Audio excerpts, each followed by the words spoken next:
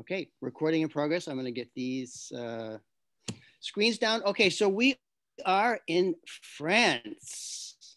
Classico portfolio, but we're talking about France now. It's going to be 3 sessions, and we broke it up into what I think are kind of more or less balanced combinations of the regions.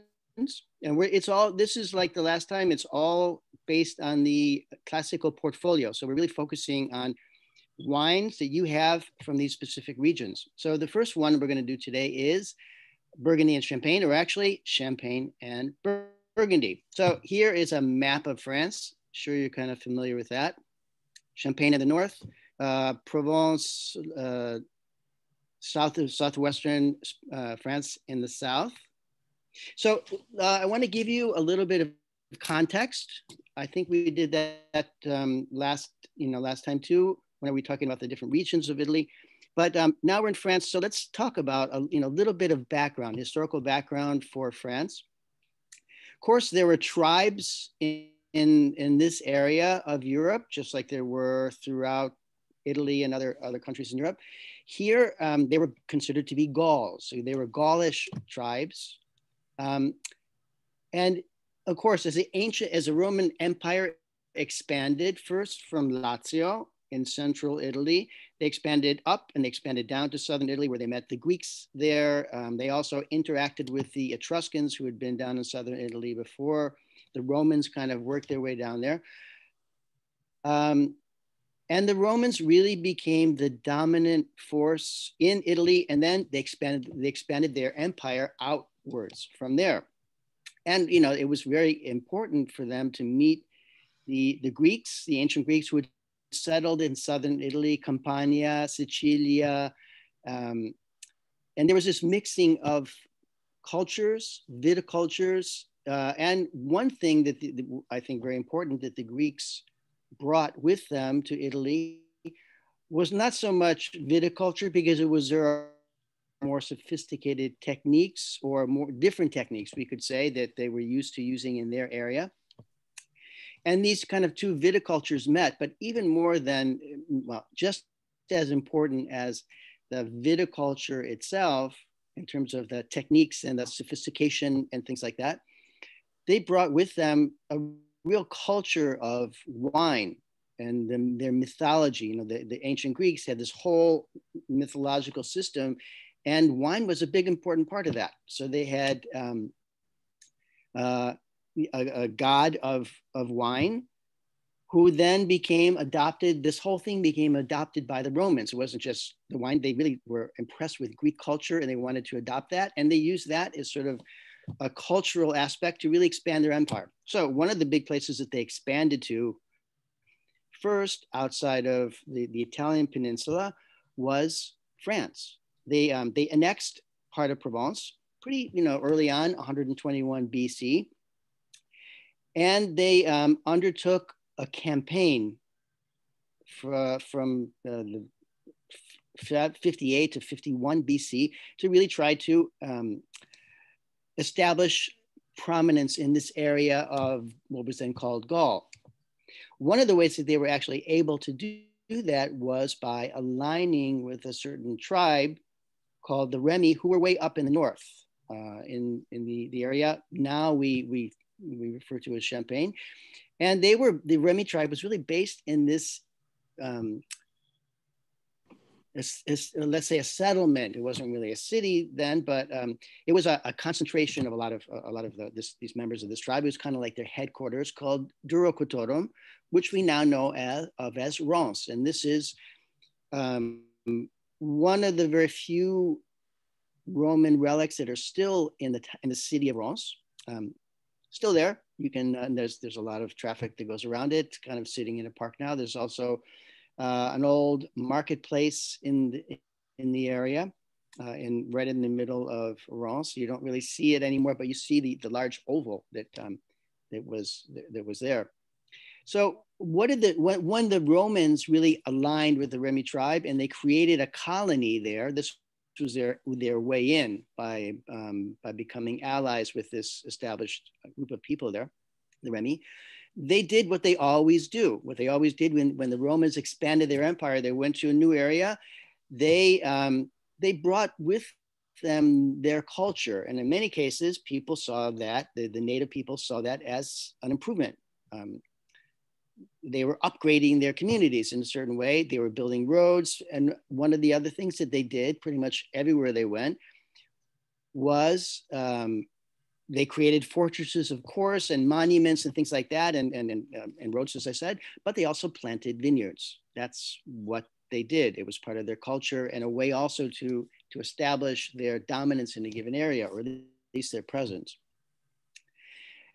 In the area of Dorkotodom, in what we now know of as Champagne, the wines were, they planted vineyards. It actually turns out that the soil that they were digging up there to get these building blocks was that they left these big holes, and that the soil was pretty good earth, pretty good soil for growing grapes, very particular grapes.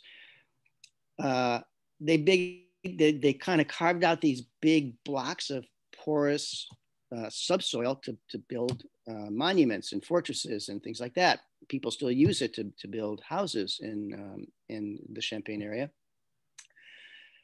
They also left big holes in the earth, which much later on would turn out to be excellent places to mature Champagne. We'll talk about that shortly. But anyway, the wines of Champagne were praised very early on. One of the fans of them was Pliny the Elder, who was he wrote a natural history of everything, and included wine as well. He tasted a lot of the wines, or was at least familiar with them, the grape varieties and wine production areas that were known at that time. And he was very much a fan of the wines from this area of Champagne, and he actually praised them in his natural history of. There was an early kind of treatise on natural history, but including wine growing up until that time. He perished in the volcanic explosion of Vesuvius in 79 AD. He lived in Pompeii, or at least spent some time there. So moving a little bit forward, the Romans dominated the area. They tried to hold on to it. Now the Gaulish tribes were very headstrong and resistant, as they were in many other areas that the Romans tried to conquer, like Scotland, what we now know of as England. So they managed to hold on to it for quite a while, but around 476, the Roman Empire started to collapse, dissipate. They just couldn't hold it together anymore. And it happened, we use 476 as sort of the go-to date of the beginning of the fall, of the collapse of the Roman Empire. In some areas, it happened a little bit earlier than that. In some areas, a little bit later. But they their empire started to collapse. And people in France saw an opportunity. So this person sitting in the baptism font there is Clovis. He was dubbed the king of the Franks, and he was really the first person who was able to kind of unify all these Frankish tribes together in order to expel once and for all the Roman colonizers from their territory and take France back for the French. They weren't called the French, but to kind of get the colonizers out and have their country back again. Although they were, up until that point, they were a dispersed number of different tribes who were not really organized, and Clovis was one of the people that did that. He actually converted to Catholicism in Reims, in the Cathedral of Reims in 508. And what impelled him to do that? Maybe it was like, he had a spiritual conversion, or maybe it was his wife that encouraged him to do that. She happened to be a Catholic from the area to the south that we're going to explore today also, of Burgundy. But that's what happened. So there, after the fall of the Roman Empire, there was this period of time that we kind of refer to as the Dark Ages, the Middle Ages, in between the Roman Empire and the Renaissance, the rebirth. we call them the Middle Ages or the Dark Ages, because there's a lot of chaos in Italy. There were Italy and Europe. There were all of these, once the Roman Empire lost its hold on everything, barbarian tribe, we call them barbarian tribes, but they were tribes of people from the north who flooded down into south, into Europe, Italy, France, Spain, other countries, and established a hold on things. They were like the Lombards, the Franks also from the north. These were northern tribes that kind of took the opportunity and came in. And so there's a lot of chaos going on. And but during all of this time, so the sophistication, the organization that the Roman Empire was able to impose on the places that they conquered or they established themselves fell apart. So it's kind of everyone for themselves. And along with that, the advance of viticulture kind of came to a halt, except for in the institutions of Catholicism, that is monasteries. These are places where you had a group of people, a workforce, and they were intelligent. Not that other people weren't, but they were able to read and write and study, and they did work in order to please God. That's how it was supposed to be. That was their duty. And one of the things that they did and did very well in certain areas where grapevines could grow was not just preserve, but actually advance viticulture. And they took it actually another step forward in terms of techniques and identifying certain grape varieties and places where they happen to do particularly well. And a lot of this really took place in France. Some in Italy too, but even more so in France, because we had here the Benedictines, and then they became the Cistercians. Now, here's one. This is 1115. This is sort of the late medieval period. Let's put it that way. Getting close to, but not quite to the time of the Renaissance. So Bernard was a son of two wine growers from Burgundy. He was a monk at the Benedictine Abbey of Citeaux, a very important abbey, still there. You can visit it. I have it. And the Benedictines and then the Cistercians had a very particular theology, but also how should I put it? Style. They like to build things in a very sort of clear, clean, not elaborate sort of style. So Bernard actually worked his way up through the ranks of the Abbey of Citeaux and became kind of, one of the up and coming people in the Benedictine world.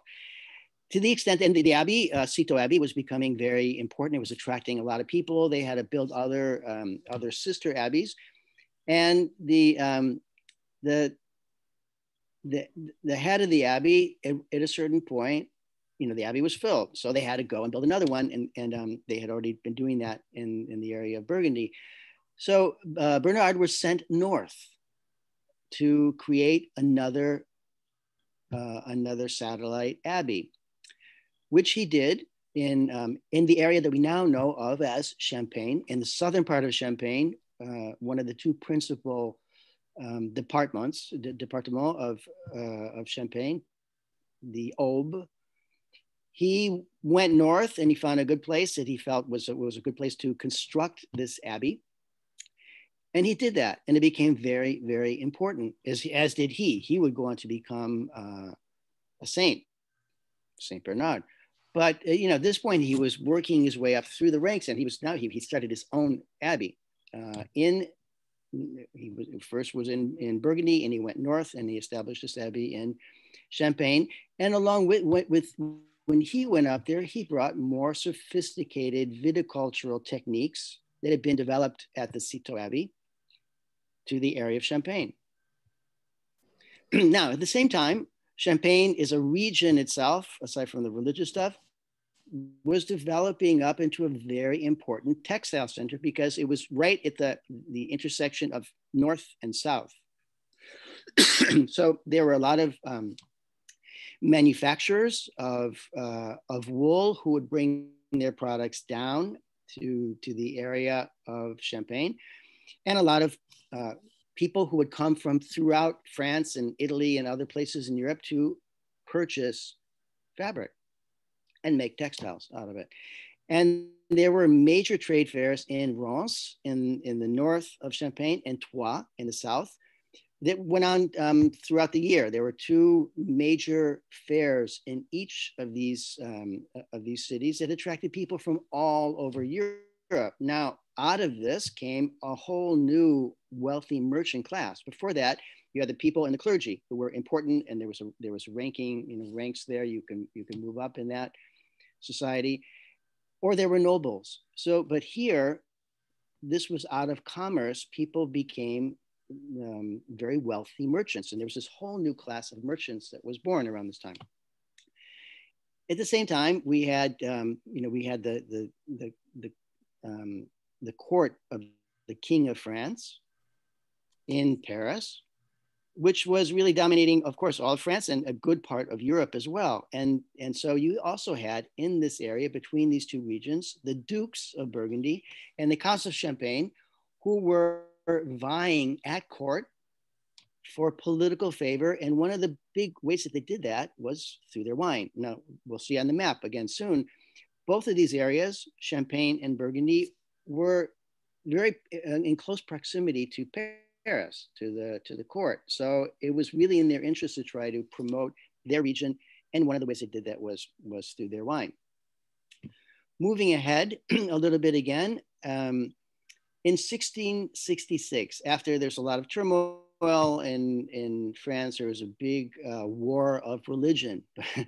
And I guess there always is some kind of war of religion going on somewhere, but there was one there, and it had really wreaked havoc at a lot of the Catholic institutions. One of them was a very important abbey called Saint-Pierre, just a coincidence, in Auvilliers, in the Marne, up in the north. This brother was appointed procurer of this very important abbey, and his mission was to try to get it back on track and to get it healthy. And a procurer was basically in charge of everything that comes in and goes out. So the church had a lot of land. They had to give a tithe, so they'd either do it in money or in land. They often would donate land. And what were the monks going to do on the land? They were going to grow grapes to make wine to sell and to support their abbey. Very important for them. So Dom Perignon comes in with this mandate to kind of get the abbey back on its feet after this devastating conflict. And the biggest way he saw to do that was to bulk up their wine commerce, production and distribution and sales. So he really focused very closely on improving the winemaking practices. Now, some people say that, oh, Dom Perignon is the father of Champagne, meaning the father of sparkling wine. No, it's not really true. That was actually a marketing ploy. We won't get into that, but people, they were, in 1948 and after the Second World War, people really kind of latched onto this idea of using this name Dom Perignon. And there was already a brand name that they acquired from someone else through a marriage, to find a way to sell wine that was just sitting there in the cellars and make it sort of into a prestige, a luxury product, which was, this is post-Depression. So that was kind of a really good marketing strategy.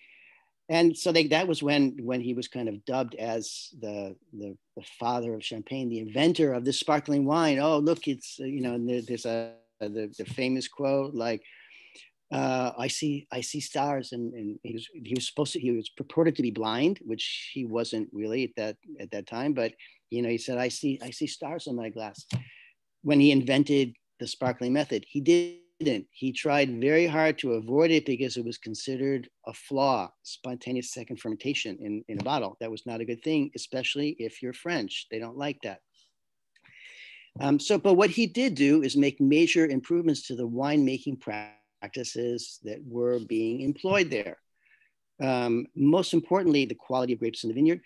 Blending grapes, they go into the press. So grapes from different types, from different places. He would taste them and make a blend of what we call a marc that fills up a press, usually 4,000 liters, but then you can multiply that.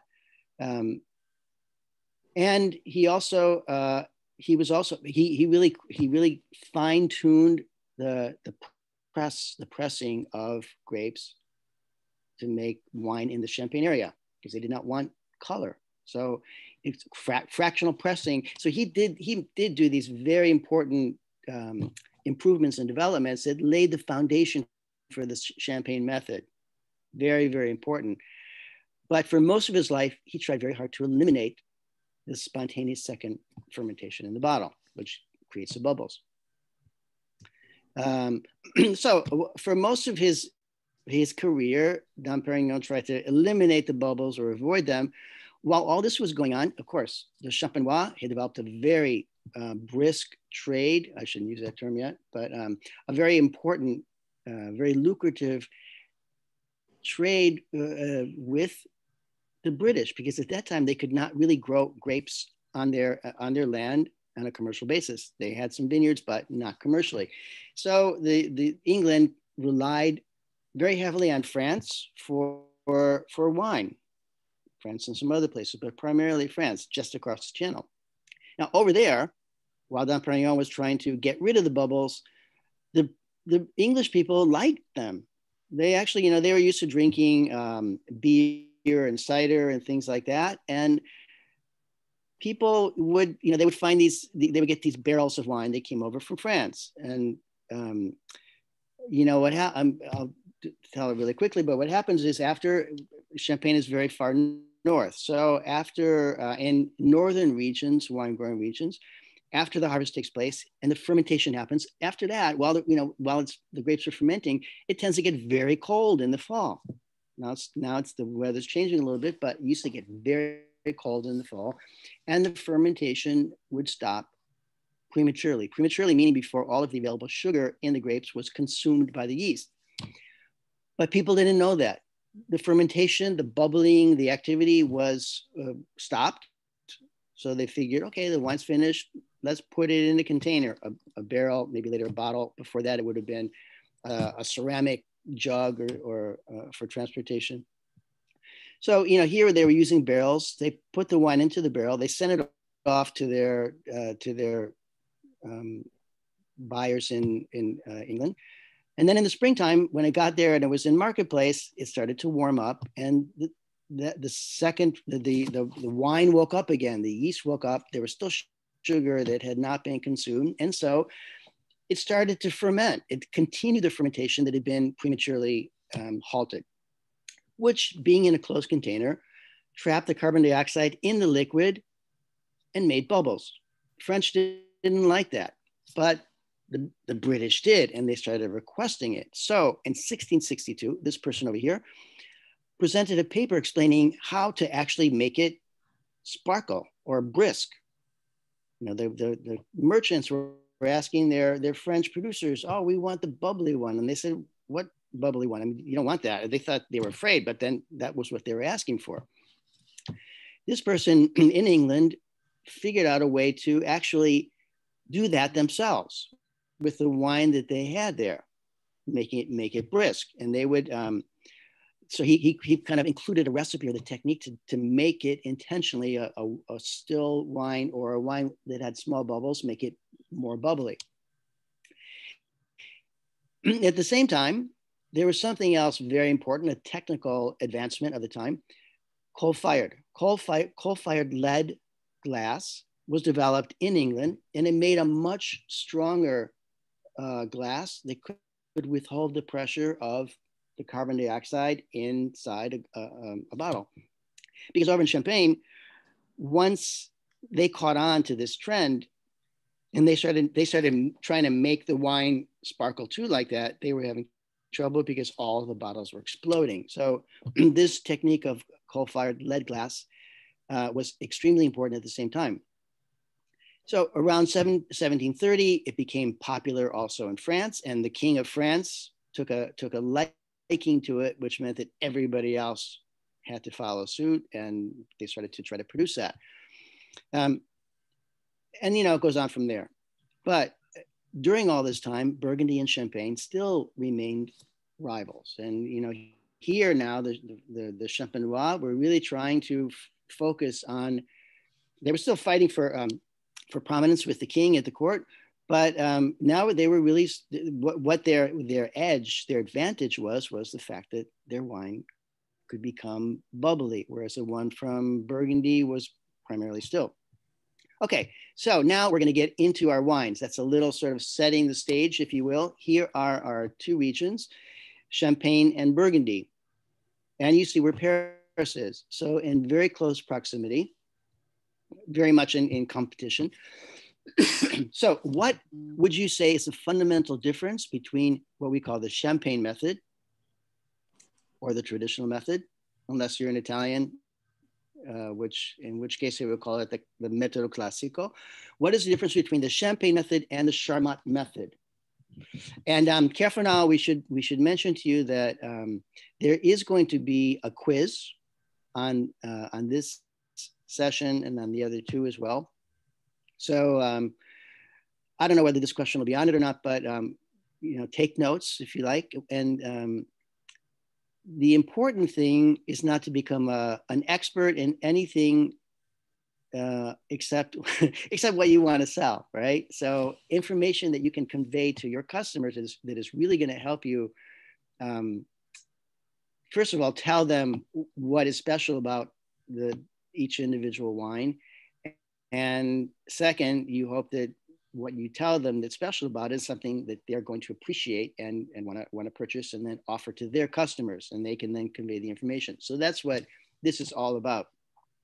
But so the fundamental difference between the Champagne method and the Charmat method is, in the Champagne method, the second fermentation takes place in each individual bottle in which it is sold.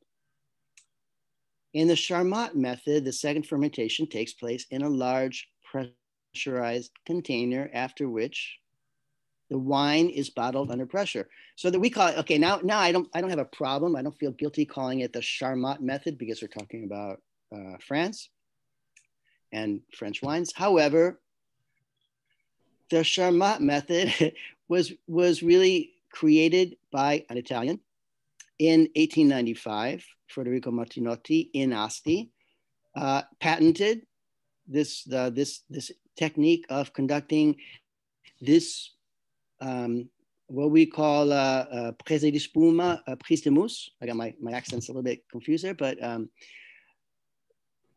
taking the foam, we say in English, not very nice.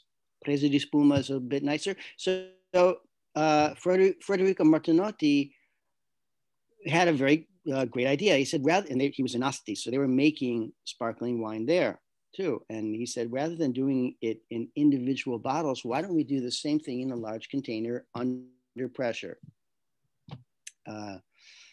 So it's really called the Martinotti method in Italy. Pretty much everywhere else. So Eugène Charmat in France. Let's see, he did it in 15 years, 1910.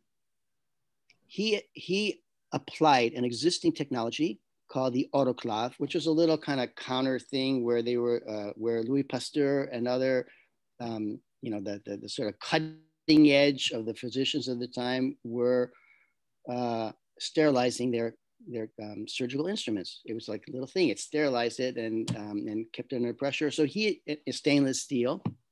So Eugène Charmat adopted that technology to Martinotti's invention.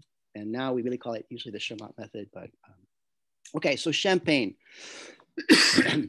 We have, we're going to look at the region of Champagne now and then get into the specific wines, which is what it's all about.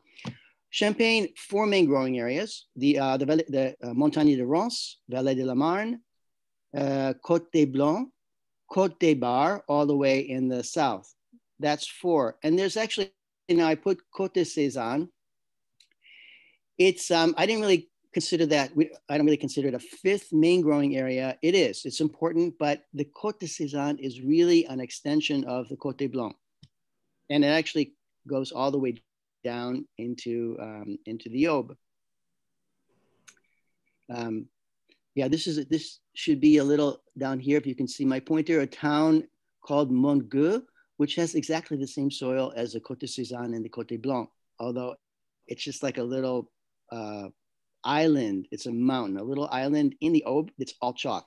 So here you have an extension from the Côte des Blancs. It's all this chalk, which is not just, they don't call it that because of the whiteness of the chalk.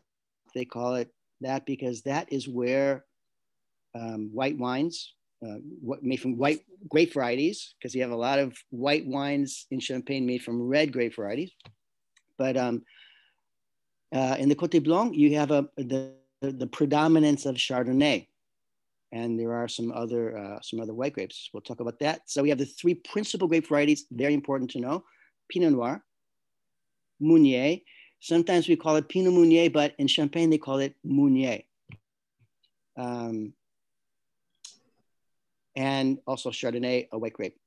So Meunier is like Chardonnay, is a mutation of Pinot Noir, and unlike Chardonnay, which was very much present and still is down in Burgundy, Meunier, it appears that it was really born in Champagne. So it's a mutation, so it's a genetically different variety, but it's definitely a mutation of Pinot Noir, but it's one that happened and probably took place in Champagne, which makes it very kind of interesting. It's sort of almost like the Pinot of Champagne.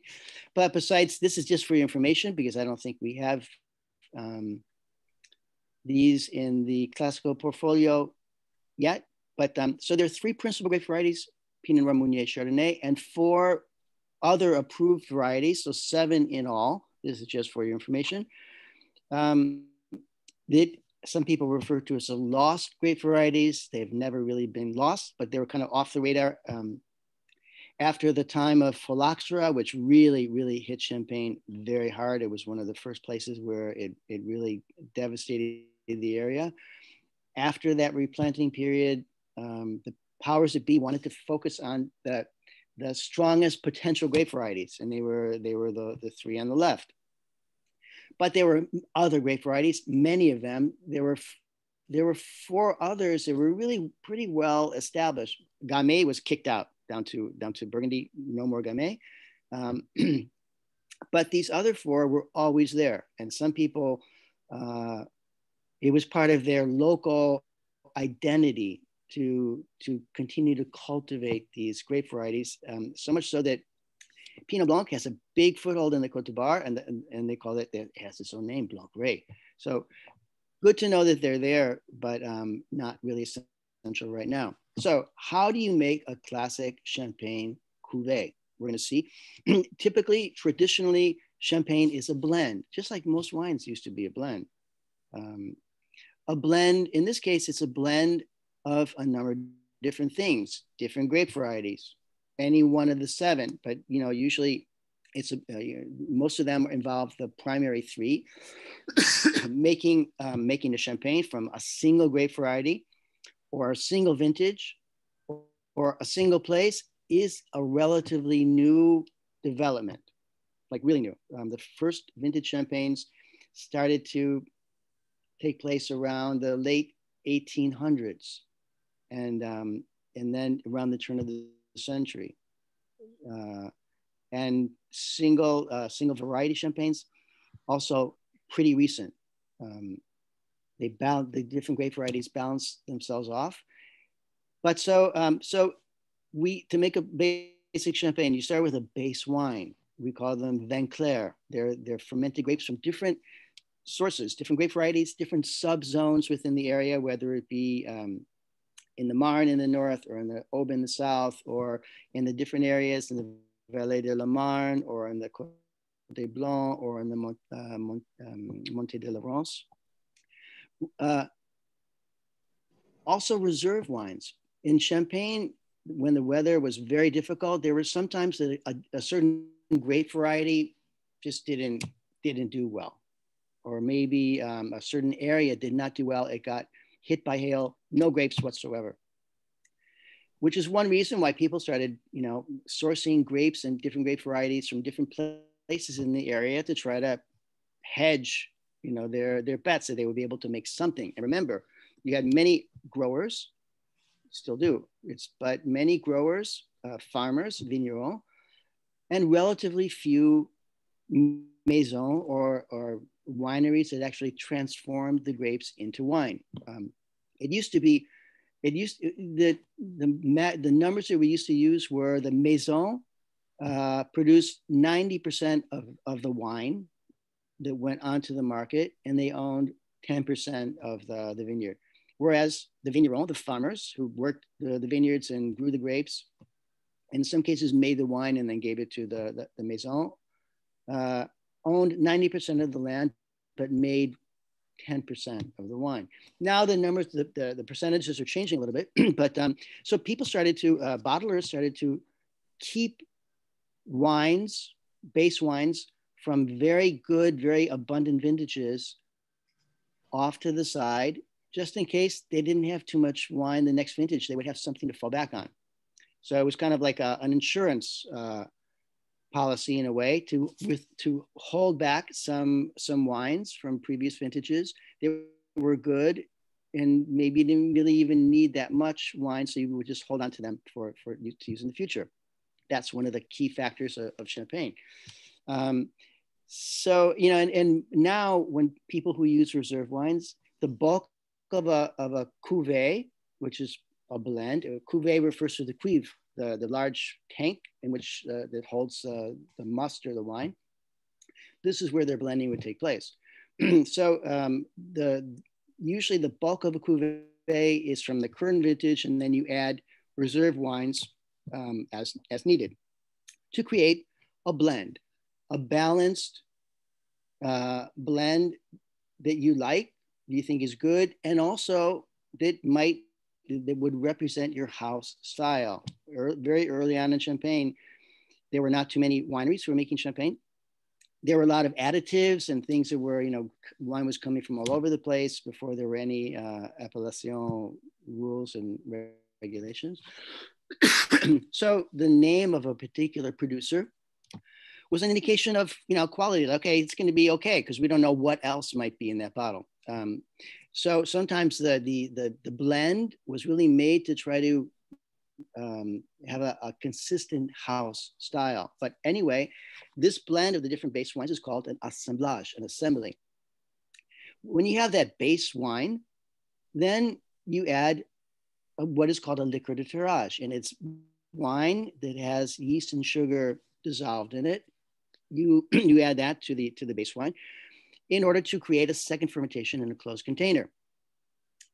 And the closed container in this case, so you do this in a big tank, and then you put this wine, the wine that has had the liqueur de tirage, you put the wine into bottles with a closure. For a long time, they would use, and they still do, crown caps with a piece of metal over it to keep it closed. But they would take the still wine that had the liqueur de tirage, the yeast and the sugar added to it, put in a bottle, sealed on top, and then they would lay it in the cellar for an extended period of time. And the second fermentation usually takes the actual chemical transition usually takes 10 to 15 days, depending on how cool your cellar is. But they let it lie there for an extended period of time, because while the second fermentation is taking place in the bottle, it's creating carbon dioxide, which creates gas. It's creating alcohol, and it's also creating dead leaves particles that sink to the bottom of the bottle in this case.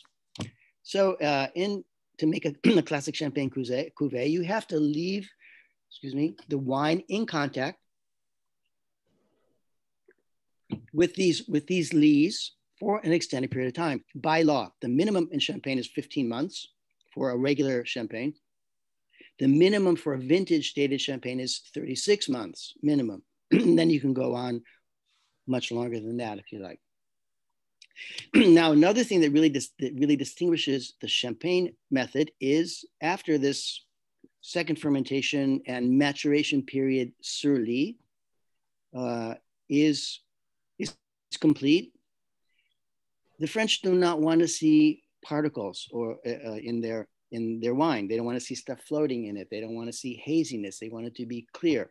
So after the maturation period sur lie is finished, there is the remuage, which is a way to get all of the lees particles down into the mouth of the bottle, and then dégorgement, where it comes out.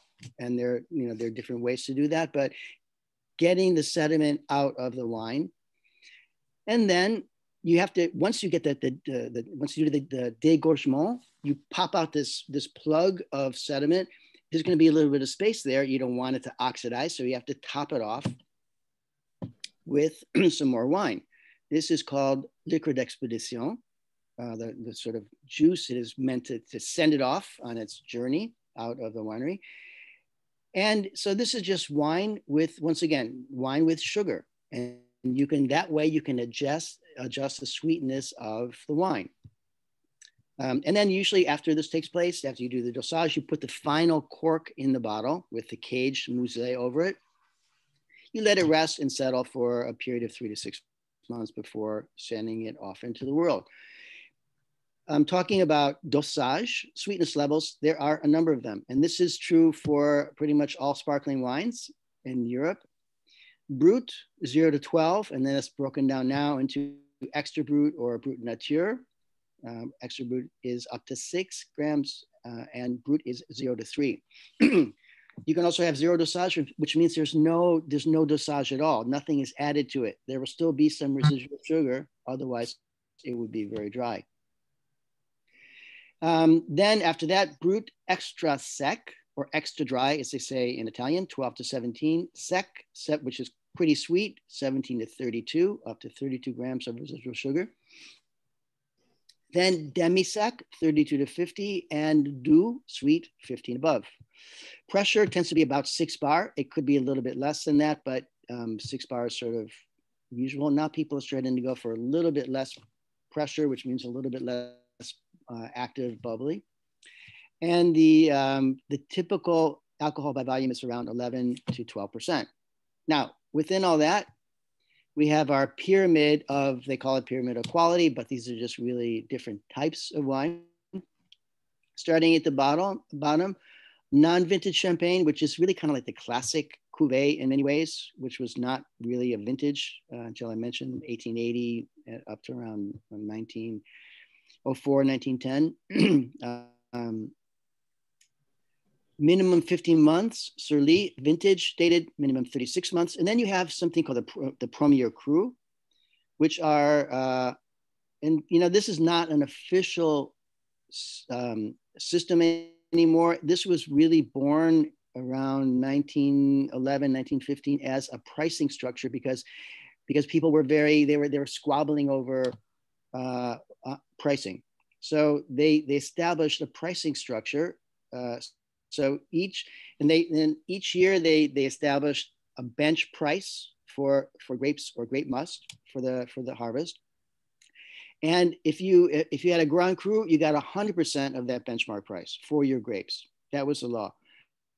If you were in a Premier Cru village, and these are our villages, you would get 89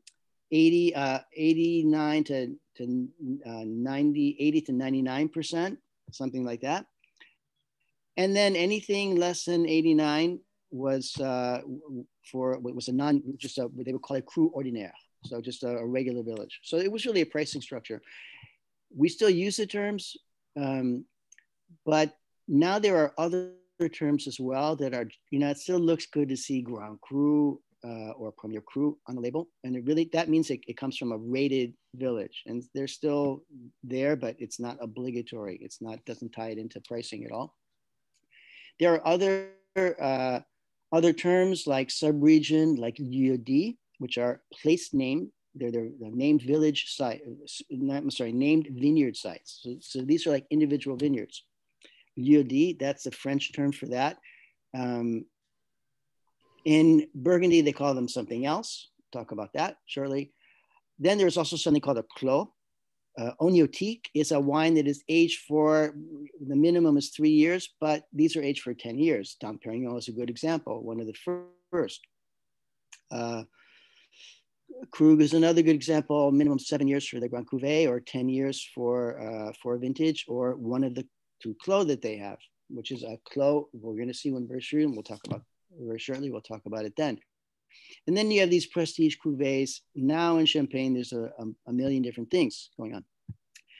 But here with Philippe Bonat, now this is in the Classico portfolio, great producer, very historic producer, really one of the oldest continuously operating wine growing entities in the Champagne area, traces its origins back to 1522. The version, the current version of it was founded by Pierre-Philippe Bonnet in 1910. And then after that, later on it was acquired by some other larger groups. And there's a lot of this group movement that's been taking place in Champagne for quite a while. Acquired by Marie Brizard in 1987, and then sold off to Bruno Paillard in 1997. And that's where it still is. Importantly, the grandnephew of Pierre, who founded this present maison in 1910, was invited to come back as the manager of the winery in 1999. And since then, they've really made some big improvements in their production. Things like they created a new winery. They're vinifying in stainless steel temperature controlled fermentation tanks, which they weren't doing before. They're going for lower levels of dosage, and importantly, they're maturing a lot more of the base wines in wood barrels. So they have, this is not a huge holding. They have 20 hectares of vines, but that's very respectable for a maison. The bulk of them are in this village down here, Marais Soreille. Aï is the river, the Aï River. And they're in 3 other towns, Montigny, Avigny, Val d'Or, not close by. And this is a critical place. This is where this area here is where the Montagne de Reims and the Vallée de la Marne and the Côte Blanc kind of meet. Marais is right in the middle of those. Certainly right in the middle of the Côte Blanc and the Vallée de Marne, but it's also at the base of the Montagne de Reims. So now in the Classico portfolio is one of the really iconic wines of Champagne. This is one of those things that I mentioned, clos. There's about 34 clos in Champagne, and the definition of a clos is, the historic definition is a vineyard that a horseback rider has to dismount in order to cross. So you can't. It's a walled in vineyard, and this is really one of, not necessarily, well, it might be one of the oldest, but it's one of the very first to actually. Let me go back a second. One of the very first to actually. I love this picture too, by the way. It looks, if you look at it, if you were to turn your computer up on its side, it looks like a champagne bottle. It's very bizarre. And you can see the clos is back here on this hillside. So so like I said, it's not necessarily the oldest, but it might be, who knows? But it was one of the first to actually be bottled on its own as a clos. So people would, it was a vineyard site. They would maybe mix it in with other vineyards. This is 5.2% hectares, quite small. And Marais-Soleil is a Grand Cru village, for what that's worth. Guas refers to the very steep slope that you could see there before. And underneath that, we're really at the beginning of the Côte Blanc. It's all chalk. Within this clos of 5.5 hectares, there are 20 individual parcels. And it's crazy. In Champagne, we used to never even think that it was just a big blend. It was it was all sort of the trade name, the maison that sold the wine, but actually it's very fractured in terms of its terroir. So 20 individual parcels within this walled 5-hectare vineyard. The wall was built in 1887, acquired by Philippe Bonat in 1935. And now within that, there's a majority of Pinot Noir, 65%, 35% Chardonnay. This is what's planted in the vineyard. 40% of the wine is actually fermented in wood, only 40%. The rest in stainless steel. 8 to 10 years on the lees. The dosage is quite low, up to 4.25 grams per liter, which makes it an extra brut because it's less than 6 grams of residual sugar per liter. And as I mentioned, it's one of the earliest single terroir champagnes. It happens to be in a clos, but it's we're saying single vineyard champagnes with a name on the label, Vin de Guas. So the wine that comes from this particular area in 1935. I mean, most places at that time, 1935, even in Burgundy, they had their cru and their vineyards. We'll see shortly, but they blended them. Merchants went through and they would take wine from different vineyards in a given town or mixed towns together to get a balanced wine. Here, and same thing in Italy. They knew all the specific vineyard sites, but they'd like to blend them to make a balanced wine. Here is one of the first cases where you're really seeing a wine that's made from one particular vineyard site, bottled on its own, for better or worse. It's maybe not quite as balanced, but it has perhaps a little bit more character. There are 2 other wines that are made from the same area. They can make a selection of grapes to use for the very best wine that comes from there, the Clos. And then there are 2 others, the Rosé and another wine that are not in the portfolio. So I don't think so. So we don't really care about them. Well, but it's good to know that they're there. And if you can sell someone on the Clos, that's a good way to get into these other wines that maybe might want to be added later on in the future, or not. But we do have 2 other wines from Philippe Bonat. One of them is a rosé already, so maybe you don't really need it. This is really so the prestige. The Clos is kind of the prestige wine, the top of their most prestigious wine that they make, and most expensive too. These 2 wines. The Royal Reserve is the workhorse. This is the flagship, the wine that really says what Philippe Bonat is all about. There it is. So, and this one, unlike the Clos, is an assemblage of wines from a number of different parcels.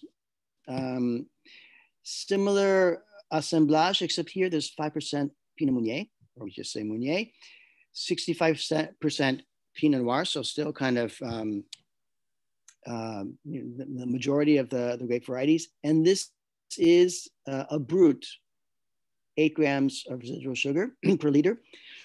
And there's also a rosé, which is 75% Pinot Noir, same 5% Meunier. And now this is interesting because in order to make the rosé, they use a small percentage of Pinot Noir either from Marais-Soleil or Les Rissets in the Aube, which makes a different kind of Pinot Noir. It's the same grape variety, but a different terroir, I should say. It's all the way down in the south. And the rosé is 9 grams of residual sugar. Now, another very interesting thing about these wines is 25 to 35% of the wine that is used to make the champagne comes from what we call a perpetual reserve, which means, some people refer to it as solera, but it's not really a solera as I use it in sherry, which has this whole level of criador, different layer levels of the barrels that are being blended together little by little each year. In Champagne, they're doing this thing called, and they've been doing it for quite a while, a perpetual reserve, where you have a barrel that each year you take out some wine to then have undergo the second fermentation in the bottle. And then whatever you take out, you put back with base wines from that year. So it's constantly evolving, and they can go back for quite a long time. I suspect that I'm not sure how long they've been doing this perpetual reserve, probably since the time that Bruno Paillard took over, but it can go on indefinitely. And there's a partial malolactic conversion, which means that it still keeps some of that sort of lively acidity, and it spends 3 years on the lease, even though it's not a vintage wine. So, but that's their choice. It's extended lease aging for a non-vintage bottling. So what are the 3 defining factors of the Champagne method? We've talked about them. One of them is second fermentation in the individual bottle. That is really a kind of a key factor. Another is extended aging on the lees. So they don't just do the fermentation there and disgorge it and send it out to market. They leave it there for an extended period of time, at least 15 months or for a regular non-vintage bottling, or 3 years for a vintage. And then the other thing that really distinguishes it is then after that process is finished, the sediment is removed. So these are really the 3 defining factors of the Champagne method. And so before we said what's the difference between Champagne method and Charmat, now there's a different twist. What is the difference between the Champagne method and the traditional method, or the Metodo Classico? Here it's pretty simple. The only difference really inherently, you have many differences. So maybe in the traditional method, they might use different grape varieties from different places, different aging regimen. But we're talking about the really distinguishing difference between the Champagne method and the traditional method as a method. The only real one is where it comes from. You can only use the term Champagne method to refer to a wine using the method that was really perfected, if not invented or developed in the Champagne area. But you can only use the term Champagne method to indicate a wine that comes from the Champagne area, the Champagne region, the AOC, Appellation Origine Contrôlée, although you will not see that on a bottle of Champagne because they don't need to say it. Champagne says enough. Whereas traditional method can take place anywhere outside of the Champagne area. So this is really about provenance, where it comes from. And then, of course, you still have the traditional method and the Champagne method do share the fact that the second fermentation takes place in the bottle. And there usually involves lees aging and dégorgement too. But, we're starting to see these old style wines called method ancestral, which is where the second fermentation takes place in the bottle, but there's no disgorgement. So, we talked about that already. What is the difference? Okay, there we go. We don't need to do that. Okay, so that wraps it for Champagne. Now we're going to move just a little bit further south. You can see where they lie in proximity on the map. Oh, what happened to my little circle there? Let's see. There's Burgundy. Okay, cool. Now, Burgundy is the name of a region, but we're talking about it here as a wine growing region. So we're going to talk about Chablis, and we're going to talk about the Côte d'Or and the Côte Chalonnaise. Well, the Côte Chalonnaise a little bit, the Mâconnais. You know, Beaujolais is in the region of Burgundy, but the Bourgogne don't really like to consider Beaujolais part of the Burgundy wine growing area. And even Chablis is off in its own category. We'll see very soon. Look at the proximity of Chablis to Champagne. Looks like they're bordering each other. They're adjacent. Well, guess what? They are. And guess what they make in the area of Champagne, just across the border from Burgundy? Still wines of Pinot Noir, of course. And they always made still wine in Champagne before the Champagne method took hold, and they still do. And now they're starting to really come back, but we won't go there. So here is the pyramid of Chablis and the map of Chablis itself. It's a very complex little area, you know, kind of almost it's a little island there up to the north. And for that reason, the growers from the Côte d'Or and even the Côte Chalonnaise, which wish they're part of the Côte d'Or, don't really think of the Chablisien being Bourgognais, but it's different, and it's actually a different soil. So here you have the Petit Chablis, which is the sort of whole area surrounding there.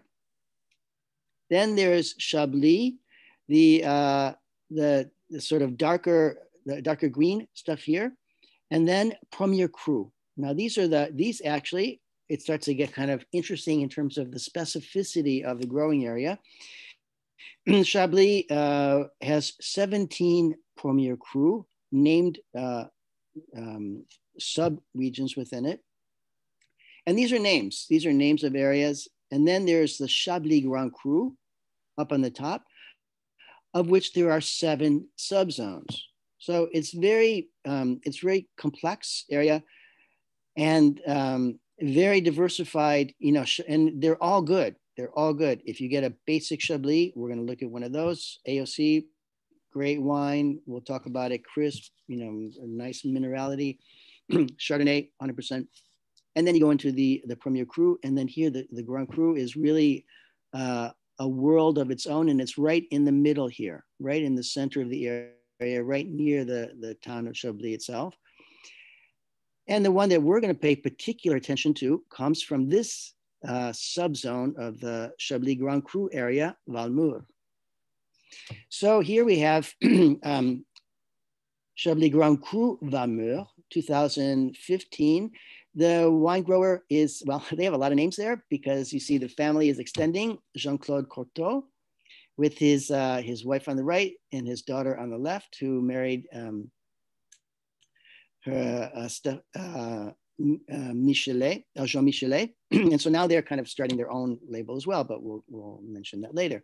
So Jean-Claude came from the Loire area. We're going to be looking at that next week. In 1974, he was a vigneron, and he started working in the vineyards and eventually started being able to acquire small parcels of vineyard.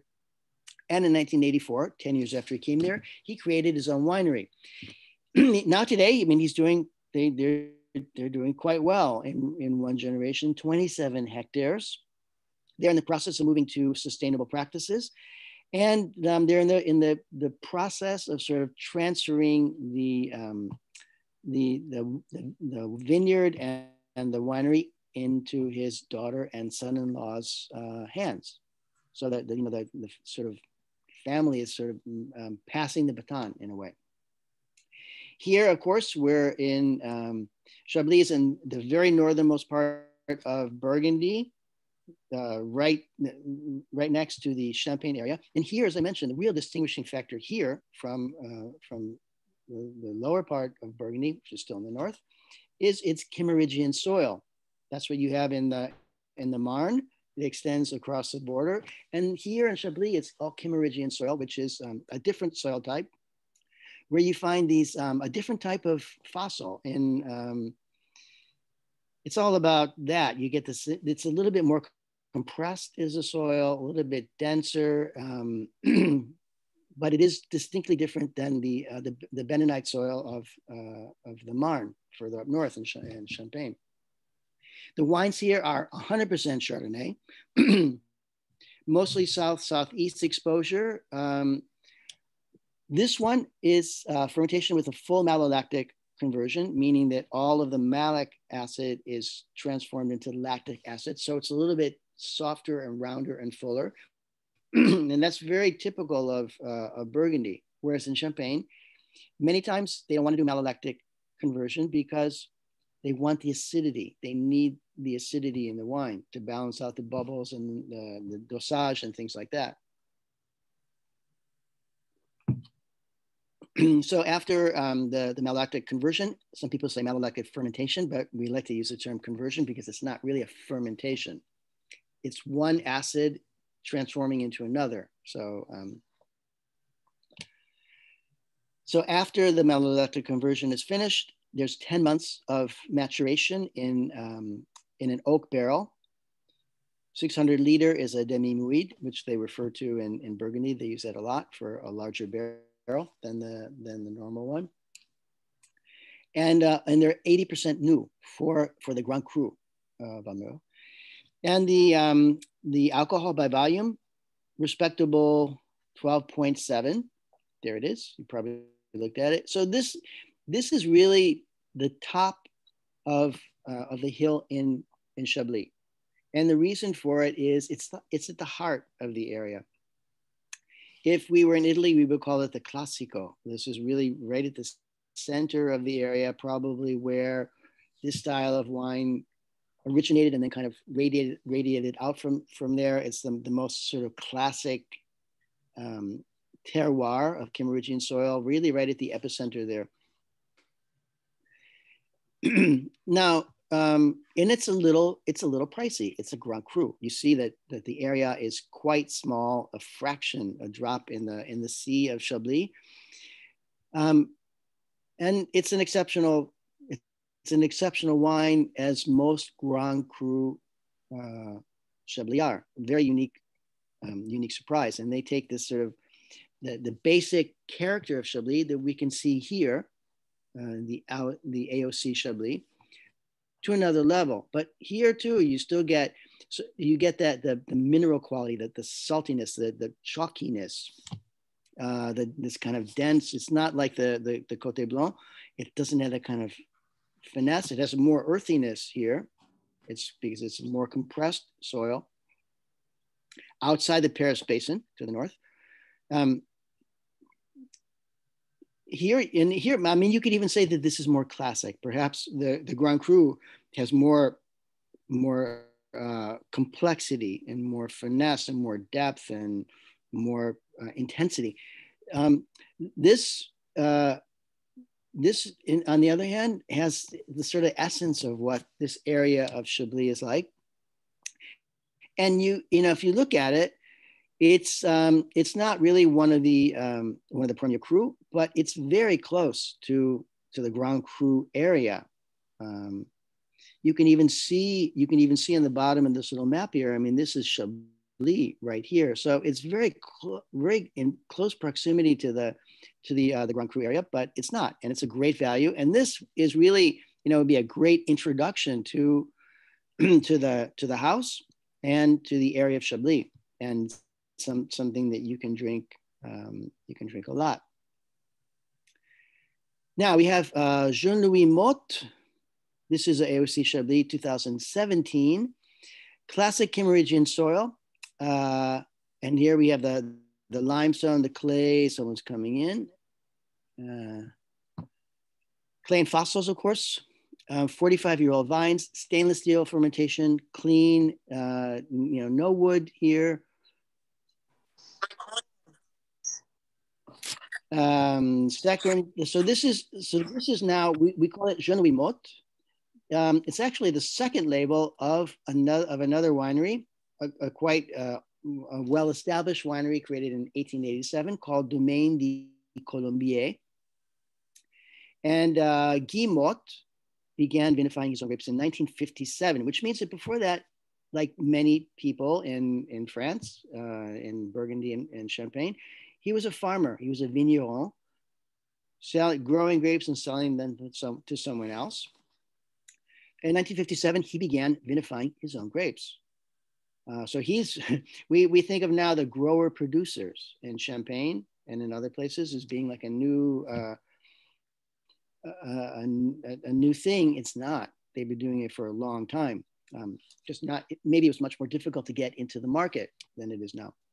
So Guillemot began vinifying his own grapes in 1957, and he began bottling. So he would probably still sell off his wine in bulk to other bottlers, and who would bottle and commercialize wine.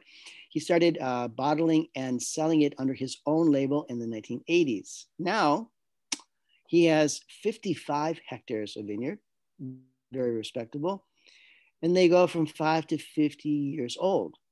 And they produce a lot of wine for a producer in Burgundy or in Champagne, 430,000 bottles. And there are three sons, and that's why they've kind of broken off into three different labels.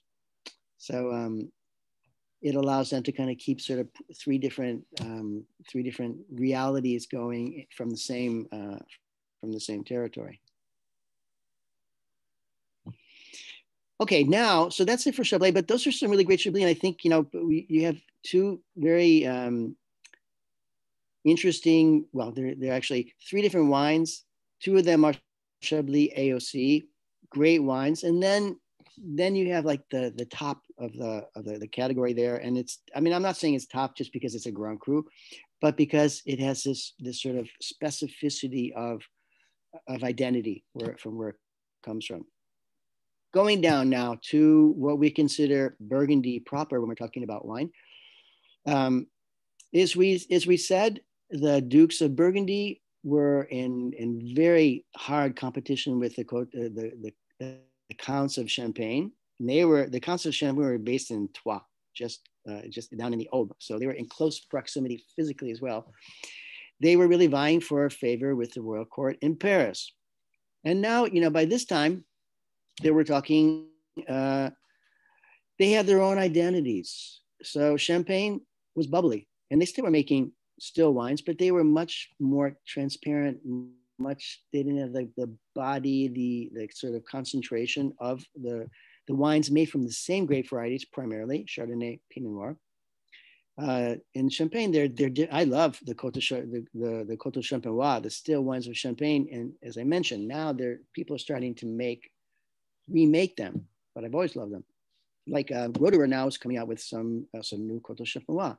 Good for them, because then you can taste the area, the terroir, without bubbles, and it helps you understand the sparkling character even more. But so here we're further south. It's warmer. The soil is different. There's more clay and limestone. There's not so much chalk. And fossil remains in this part. We still get that in Chablis, but down here in the Côte d'Or, no, it's more concentrated soil, which all of that means more body. Although Burgundy always has finesse to it, a little bit of transparency. It's not like compared to a Châteauneuf-du-Pape or a Bordeaux that we'll see in a couple of weeks. It has more body certainly than Champagne, but it has the finesse and the transparency. So here now, this is really the main growing area of Burgundy, and we have this is what is called the Côte d'Or, but it's divided in the Côte de Nuit, the Côte de Beaune, the Côte Chalonnaise, which is a different area, not part of the Côte d'Or, still a côte. It's all on hills, of course. And then below that, there's the Mâconnais, and below that, there's Beaujolais. But when we talk about Bourgogne, we're really talking primarily about the Côte d'Or, which is divided into Côte de Nuit in the north and Côte de Beaune in the south. Côte de Nuit is pretty heavily focused on Pinot Noir. In the Côte de Beaune, they have Pinot Noir. Well, they have Chardonnay in the Côte de Nuit too, but really it's mostly about the reds. In the Côte de Beaune, they have more emphasis on Chardonnay, and I'm talking emphasis from the soil, like Montrachet, Meursault, Pommard, things like that. So there we okay. Côte de Nuit is the northern part of the Côte d'Or. So this is a subdivision of the Burgundy growing area. And what we're going to look at first within the Côte Nuit is the town of Nuit Saint Georges and Moët Saint Denis. Moët Saint Denis. So these are where they're located, and now we're going to see the wines. But first, we'll take a look at the quality level here. Regional wines on the bottom, which is about 50% of production. Village appellations, about 30% of production, and there are 44 village appellations within this category. Then there's Premier Cru, 10% of the total production with 635 designated vineyard sites. And then finally at the top, we have 1 to 2% of the total production, 33 designated Grand Cru vineyards. Now, let me just say, you can see here under the village, in the village category, you can add an additional name to one of these 44 appellations within, a particular area, Mercure, Puy-Frisé, Meursault. You can add a Clément or a lieu-dit indication. They mean the same thing, and what they mean is a vineyard site, a specific vineyard site. And you have the same thing in the Premier Cru category, but here they're much more controlled. So there are 635 designated vineyard sites that can fall under the Premier Cru category. And in the Grand Cru category, there are 33 designated vineyards, climat, as they say in Burgundy. And really, that's really a Burgundian term, otherwise known as a lieu-dit, a named place, a named vineyard spot. So that's what the Grand Cru means. Not just that it's better than the others, but it comes from a much more specific area, an individual vineyard site, which would have its name on the label. So Moët Saint Denis, the town, has 5 Grand Cru in it, very respectable. That's quite a good number. 20 Premier Cru. Here, as I mentioned, up in the north, in the Côte de Nuit, mostly Pinot Noir. There's a small amount of Chardonnay and even a small amount of Pinot Blanc grown there. And so now when we're talking about Burgundy, and especially the Côte d'Or, and especially or the Côte de Nuit or the Côte de Beaune, you look at it, as I mentioned, the map, it's one hillside, north to south. So, and it's all southeast facing. So the exposition is pretty much generally the same, but what we're talking about here in all of these wines is nuance. The nuance of the vineyard site from one vineyard to an adjacent vineyard can be very different. And the Bourgognes have really over time have really honed in on the nuances of these different specific places and how the grape varieties that they're using respond to them. So that's what it's all about. And it's fascinating because it's the same grapes, the same area, the same exposition, generally speaking. It's where are you exactly on that hill, and where does it take a little dip here or a dip there, or where is there a different deposit of soil in one given place? So you get tremendous complexity. Now, Moët overall is known for it's kind of having the power of like a Gevrey Chambertin, along with the finesse of a Chambolle. Those are two, it doesn't mean anything unless you are familiar with Gevrey and Chambolle, but it's sort of, it's hard to describe a particular flavor if you can't compare it to something else. So, you can kind of say, well, a peach is sort of like an apricot and a plum mixed together or something to help people figure it out. So here we're at a very interesting winery, Domaine Odule Cocard. It's a family winery, as you can see, now in its 4th generation. It began sometime around the beginning of the 20th century. I'm not sure exactly when. 8.5 hectares, okay? Very small holding, which is not untypical for Burgundy. And remember that, historically you had a lot of these vignerons, and this was after the French Revolution when peasants could obtain land and in this area vineyard land and work it. And they had their little plots. And then when under the Napoleonic Code, when the owner passed away, they had to divide the holdings equally between all their children. So it became fractured. So, you know, it's very typical for the wine growers. They have very, very small holdings. And because Burgundy carries a certain price tag with it, they can make a good living off of 8.5 hectares. Now, this 8.5 hectares is divided into 21 different parcels within the Côte de Nuit. Not unusual either. So we're talking about little parcels that are separate.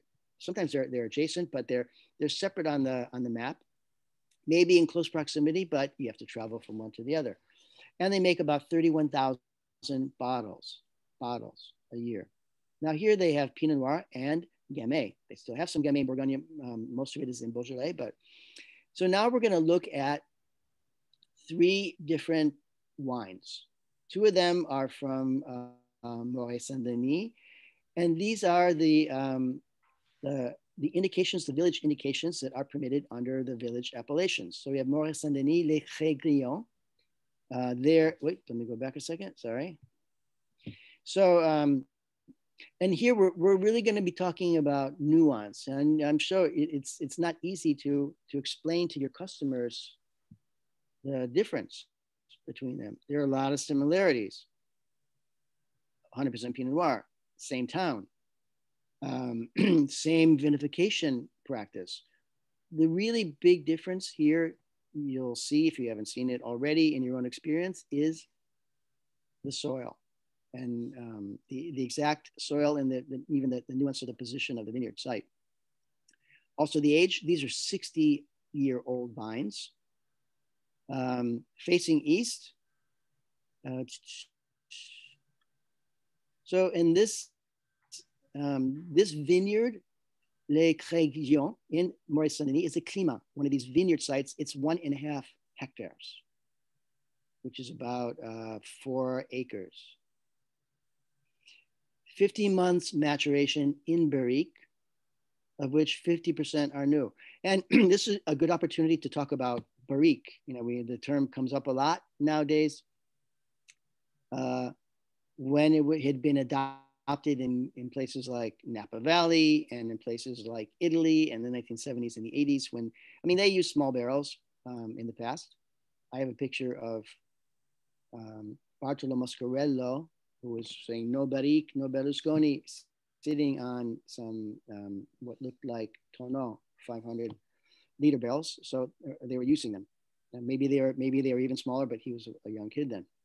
So, but the in Burgundy, they are masters of the use of wood barrels, and they can use new wood barrels. But guess what? You don't get flavor of wood. They don't want flavor of wood. And if you talk to a Bourgondier, it's a Burgundian producer, about adding something like wood chips or staves to wine, they would like not even understand what you're talking about.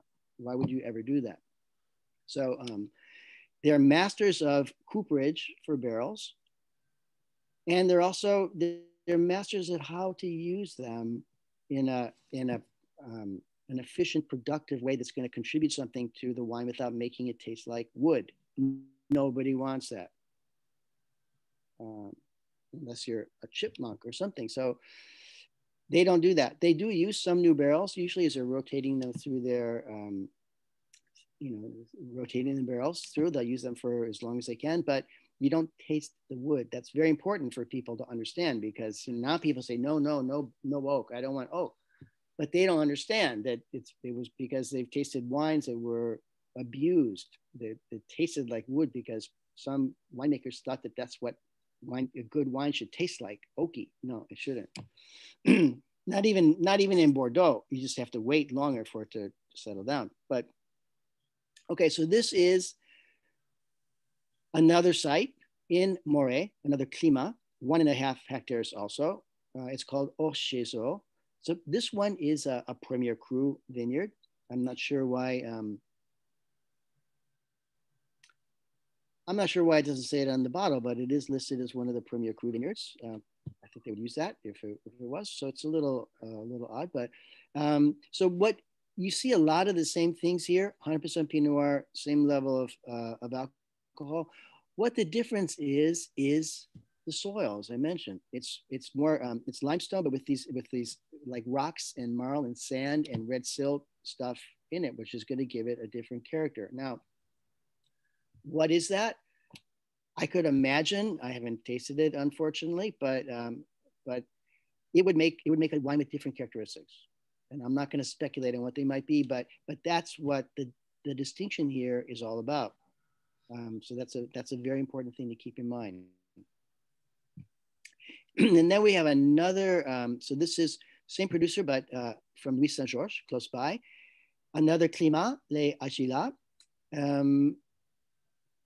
And here too, it's salt and alluvial pebbles. So here, silt and alluvial pebbles mixed in with the clay. So here you have a different soil, alluvial soil, which is brought from, and silt, which is brought from a river. So we have three different soil types from three different parcels within the area of the Côte d'Or, two different villages.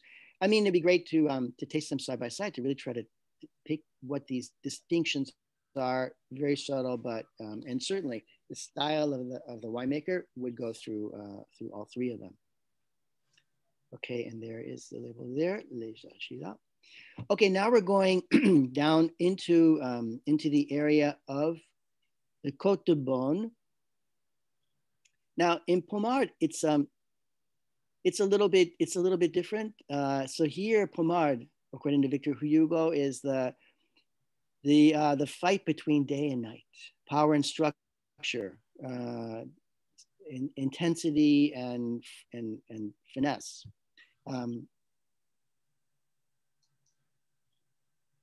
There's Pommard there. So Pommard is one of these areas that is just about red wine. Rue Périfie is the producer. Once again, another old, I don't want to say old, but early founded winery, 1885. They have 4 hectares. I'm sorry, founded in 1885 with 4 hectares. That's where they started. Now they have 70 in the Côte de Nuit, Côte de Beaune, and Côte Chalonnaise, which makes it one of the 10 largest landholders in Burgundy. So Pommard 2015, 100% Pinot Noir, of course, clay and limestone, 10,000 vines per hectare. That's pretty dense planting. Southeast facing. So here it's tilting a little bit more to the south than due east, as many do. Stainless steel fermentation, a pretty long fermentation, 15 to 30 days, 14 to 18 months in both new and used barrels, and then rests for a few months in bottle before release. And there are 18,000 bottles of this wine produced. So, the Pinot Noir from the Côte de Beaune tend to have a little bit more finesse, a little more, I don't want to say lightness, but it doesn't have quite the concentration that a lot of the Pinot Noirs from the Côte de Nuit have. Okay, now we're going to go down outside the Côte d'Or, just to the south of it, to the Côte Chalonnaise. And then below that, there's the Mâconnais. So these are kind of, you have the Côte de Nuit, which is really the heart, the most prestigious area of Burgundy, you could say. Chablis to the north, the Côte Chalonnaise to the south, and then the Mâconnais below that, and then Beaujolais south of that. Here in the Côte Chalonnaise, there's a bit more Aligoté and Gamay planted, along with Pinot Noir and Chardonnay. No Grand Cru vineyards in this area, but there is a very these are, when I was speaking with someone, I think it was maybe I'm not sure it was, but just before we started, that there's some great values here. This is still a great growing area. It's like, just outside the really prestigious, more expensive area is where you get some excellent wines and excellent values as well. one of the great villages here is Rouy, which has 23 premier cru vineyards. And it's a great place for really great Chardonnay. And here is another example of an enclosed vineyard in Burgundy this time, a clos. And this one is called Les Clos des Mollepierres, which means soft stones. And Mollepierre is the lieu-dit. This is the vineyard site. So this is a clos within this lieu-dit, Mollepierre. The clos is about 4 hectares, 100% Chardonnay, of course, fermented in wood, 10 to 12 months. And once again, a mix of new and used, where you don't get wood in them, but what you get is the slow oxidation from the wine inside with the air outside that helps really mellow and develop the wine in its maturation. It's not aging. We say aging sometimes, but it's not aging. It's maturing. It's developing to, and in great part through this really gentle oxidative process of the wood. That's what the wood does. That's what the barrique does when they're very, very well made with the fine, the fine slats and the toast, the gentle toast inside. That's what it's all about. About 26,000 bottles of this wine. Okay, and there it's up there in the picture there. I can't see it, but so that wraps it up for our session. I hope it didn't go too long, not too bad. I'm going to stop the recording and see if anybody has any outstanding questions. But look forward to seeing you next week for Loire and the Rhone Valley. Thank you. Thank you, Alan. Excellent as always. My apologies. My computer died, so I'm over the phone now. So I don't know what happened, but anyway, so I missed the first part of Burgundy. But when you send me the recording, I'll look it through again. So then, okay, I'll catch up. I'm actually still. Well, sorry you missed that part, but I'm actually still recording. But I'll stop it now. Okay.